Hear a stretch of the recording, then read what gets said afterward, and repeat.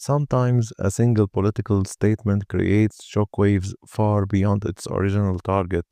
Donald Trump's recent comments on Greenland, coming right after the US operation in Venezuela, have done exactly that. Across Europe, officials are asking a question that once seemed unthinkable. What happens if pressure comes not from outside NATO, but from inside it? This is not about panic or speculation. It's about understanding why Greenland has suddenly become a flashpoint and why Europe is struggling to respond clearly. The US operation in Venezuela sent a quiet but powerful signal. Washington showed it is still willing to act decisively when it believes its strategic interests are at stake. Europe's response was cautious and restrained. No major confrontation, no sharp escalation in rhetoric. For European leaders, the concern isn't Venezuela itself. It was the president suggest about future US behavior. Greenland immediately entered that conversation. Greenland may look distant and frozen, but strategically it is central. It sits along critical Arctic routes. It holds rare minerals essentials for advanced technology. It already hosts a major US military base. Trump argues Greenland is a national security necessity, citing increased Russian and Chinese interest in the Arctic. While experts say military activity near Greenland is limited, competition in the region is clearly growing. The issue is not whether Greenland matters, it does. The issue is how that strategic concern is expressed. The European Union has repeatedly stated it supports Greenland's territorial integrity and sovereignty, but when asked how it would actually respond to US pressure, Brussels offers no concrete answers.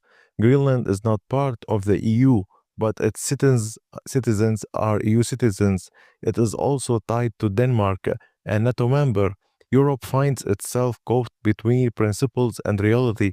Standing firm risks angering Washington, staying quiet weakens Europe's credibility. Denmark's prime minister delivered the strongest message so far.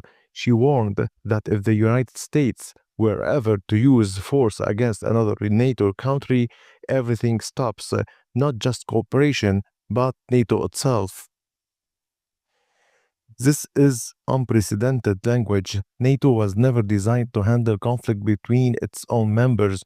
Her message was simple and stark. An internal NATO crisis would be an existential one. In a worst case situation, Denmark could invoke consultation under NATO rules, but any real action would require consensus, and the United States would have veto power. That creates a structural deadlock.